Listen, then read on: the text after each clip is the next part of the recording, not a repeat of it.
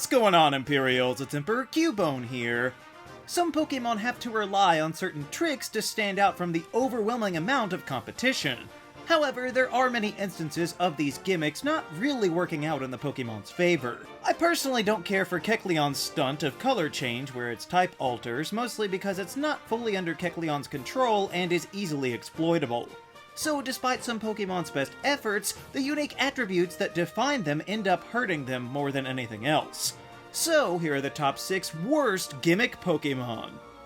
Number 6. Delibird. So firstly, that's probably not the official way to pronounce the name, but it makes way more sense to sound like it has delivered something than to fall into the deli meat family.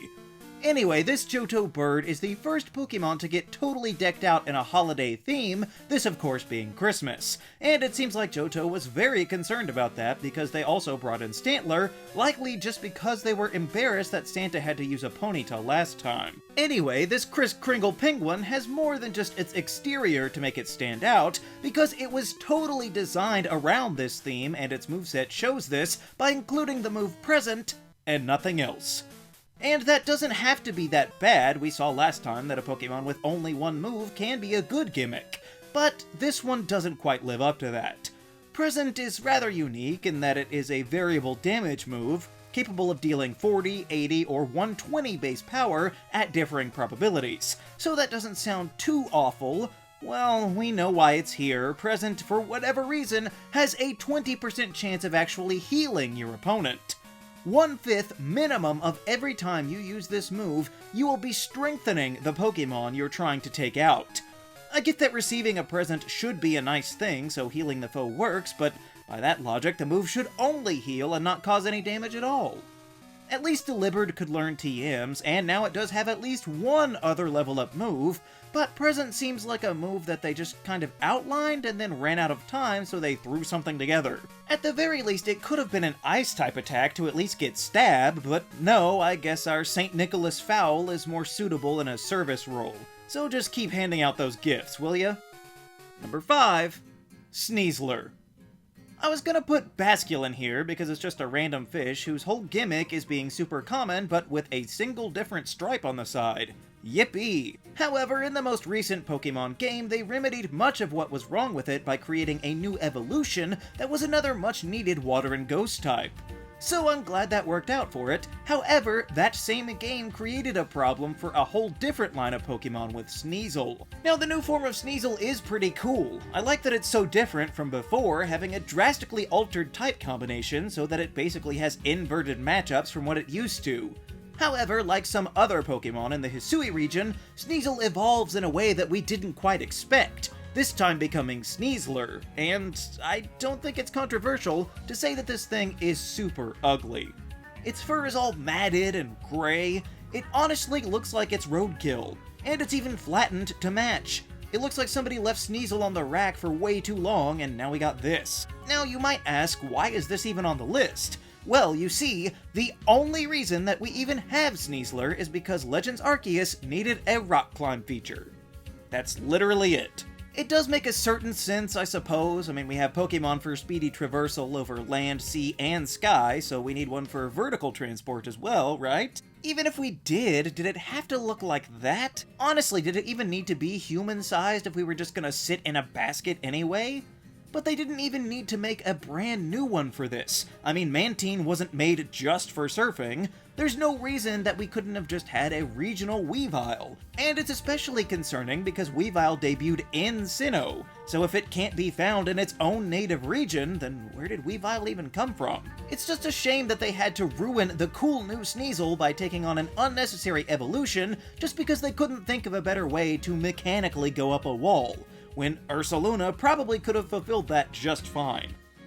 Number 4. Slacking. I've always kind of wondered if the gym leaders come first, or if they just have a Pokemon they really want to show off and then they build the gym around it. It's probably a little of both, but your father Norman in Hoenn is synonymous with his slacking, and it was pretty intimidating to face a giant gorilla sloth, especially when it had stats higher than some legendary Pokemon. But that fear gave way when you finally got to see the pattern of it loafing around every other turn. That's right, Slacking is cursed with the worst ability in the game, Truant. And plenty of Pokemon have bad abilities, but they're not quite built around them like this family seems to be, designing the Pokemon to be lazy from the start. Truant forces you to only move every other turn, which can still cause some havoc, but like I said about Kecleon earlier, this is extremely exploitable. Once you know the rule, you can easily just use Protect or time your digs or flies to the off turns so that you never have to take damage from a Slaking again. And maybe if that's just how it had to be for these sloths, that would be fine, but we got a respite from this with Vigoroth. The spunky middle stage is not shackled with this burden, so to me, I'm usually just tempted to not evolve him into a lethargic blowhard and instead remain at least a little youthful and be free from the horrendous gimmick that will forever mar the other members of its line. Number 3. Alchemy.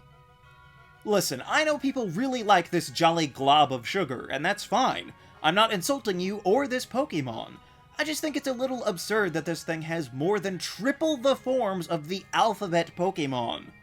Alchemy might be cute, but it has so many different forms, all with slightly different colors and presumably flavors, but we're not really going to test that. However, its previous stage is just a bland dollop of whipping cream, but this seems intentional because it is designed to stir in your own ingredients and have it come out the way you want. This includes the type of sweet that will adorn this Pokemon's head, and you might think that this level of customization is great, but what does it really accomplish?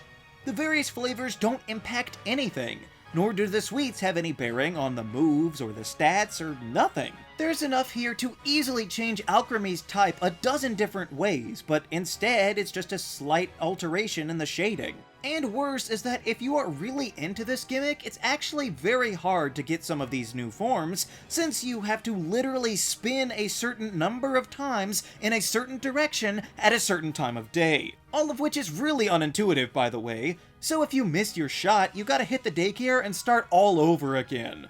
Also, it doesn't really matter since the Gigantamax form isn't specific, and it just lumps them all together, so why bother? This kind of gimmick would have been perfect for a region with contests, but it wasn't even allowed to hop over to the Gen 8 Sinnoh games. So if people couldn't get excited for this sort of mechanic with Pokéblock or Poffins, then why would we care when it's even more overly complicated and purely cosmetic?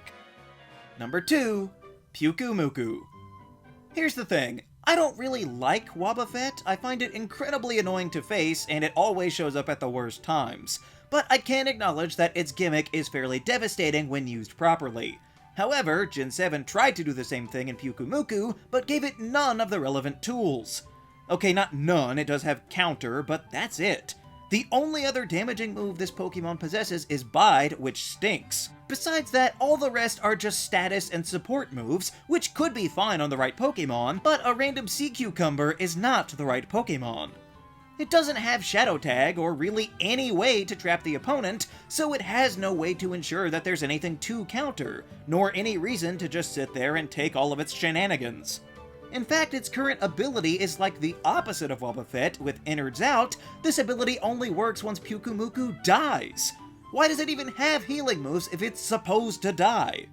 Now, people will usually get caught off guard by this ability, but if they do remember it, then they could just use a false swipe or at least a not very effective move, and then they'll be fine. I don't play competitive, so maybe I'm naive and Pukumuku is just great, but I don't see how this Pokemon could be all that useful, and it would especially be useless in any actual playthrough of a game.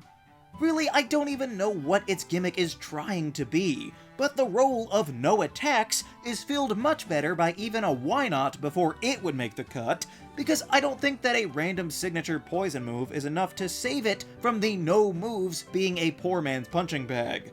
But hey, at least it gets into Smash Bros, so I guess that's something. Number 1. Kombi. I think most Pokemon forms are pretty good. Not all of them are all that great, but I especially like a good gender difference. However, when it comes to Kombi, that simple trait becomes a crippling gimmick. Kombi is nothing to write home about. It's a standard weak bug that you would expect in most any region. However, this time, this little red triangle means life or death. See, without it, Kombi is doomed to bad stats and a lackluster move pool, but with it, this multi-bee Pokemon gets to evolve into Vespiquen. Now, this Queen of the Hive is actually a decent Pokemon, with some unique bug moves directing her subjects in battle, so that's pretty neat, even if it is still frail. That's only for the female version of Kombi. The far more common male version gets nothing.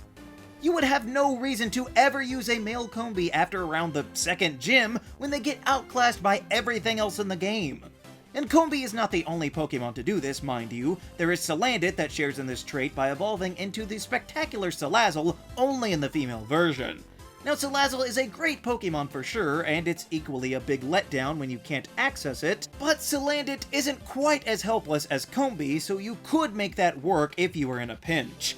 This little worker drone has a pitifully shallow move pool. You could count the total number of attacks on both of your hands, and while it's got okay speed, the rest of its base stats never exceed 42. And probably the worst part is that we already had a bee Pokemon years ago, so this wasn't even a pressing issue like the wholly original skunk Pokemon that Sinnoh had to cover. I can respect that they wanted to do a queen bee motif, but if that were the case, why not just make the whole line female like they've done so many times before? It's not like it would have been overly common at that point, because the primary way to get Kombi was still through the honey tree mechanic, which was incredibly convoluted and unlikely to even yield the Pokemon that you wanted, so Vespiquen would still remain sufficiently rare even if they were all female. So really, there's no reason for Kombi to have all of these downsides at once.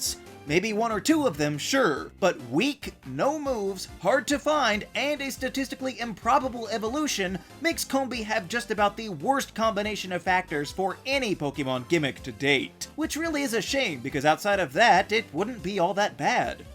So, those are the top 6 worst gimmick Pokemon.